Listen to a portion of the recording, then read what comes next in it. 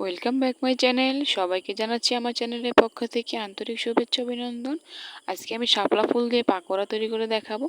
আমরা শাপলা ফুল ফেলে দিয়ে অনেকে জানিই না যে শাপলা ফুল দিয়ে এত সুন্দর মজাদার একটি রেসিপি তৈরি করা যায়, সেটাই এখন শেয়ার করব। তো সুন্দর শাপলা ফুলটা নিতে হবে। শাপলা ফুল নিয়ে যে গ্রিন সবুজ কালারের ফুলের প্রথম পার্টটা আছে সেগুলো ফেলে দিতে হবে। এই প্রথম পার্টটা কিন্তু নেওয়া যাবে না, এটা একটু কেমন তিতে হয়, তো এটাকে ফেলে দিতে হবে। এটা ফেলে শুধু পাপড়িগুলো, সাদা পাপড়ি যেটা আছে, সাদা পাপড়ি বা শাপলা গোলাপি কালারও হয়, সেই পাপড়িগুলো নিতে হবে। এবং শাপলা ফুলের ভিতরে আরেকটা পার্ট থাকে পরাগরেণু, যে সেটাও ফেলে দিতে হবে।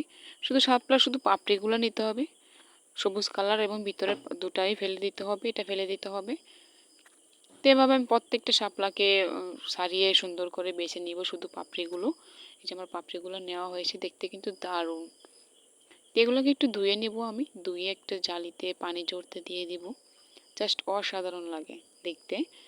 তো আমি এটা শাপলাটা পাকোড়া বানানোর জন্য কিছু ডাল বেটে নিয়েছি এবং চালের গুঁড়া দিয়ে দিলাম, ধনিয়া কুচি দিয়ে দিলাম, কাঁচামরিচ, রসুন কুচি, পেঁয়াজ কুচি, এগুলো আমি আলাদা আলাদা করে রেখেছিলাম। আমার ছোট বাচ্চা মেয়ে আছে, সে সবগুলো একত্রে জগা খিচুড়ি করে দিছে। জিরে বাটা দিয়ে দিলাম একটু, দিয়ে দিলাম হলুদের গুঁড়ো, আর দিয়ে দিলাম মরিচের গুঁড়ো, স্বাদ মতো নুন। এবার এটাকে একটু মেখে নিব। প্রথমে ডাল বা বেসন যে কোনো কিছু ব্যবহার করা যাবে, আমি এটা এখন ডাল বেটে নিছি। তো এবার কুচিয়ে রাখা শাপলা ফুলের পাপড়িগুলোকে যে কুচিয়ে নিয়েছি সেগুলো আমি দিয়ে দিব, ভালো করে মেখে নিব। এবার ভাজার পালা। তেল চুলায় আগে থেকে গরম হতে দিয়ে দিয়েছি, সেগুলো এখন এক এক করে দিয়ে আমি পাকোড়াগুলো তৈরি করে নেব।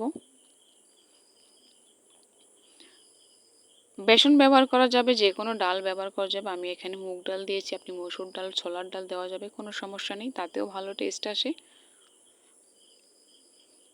তো ব্রাউন কালার করে লো হিটে বা মিডিয়াম হিটে একদম ভেজে নিতে হবে, যাতে ভিতর থেকেও মচমচে হয়। তো আমার পাকোড়াগুলো ভাজা শেষ, এবার আমি নিয়ে আসলাম ঘরে। জাস্ট অসাধারণ।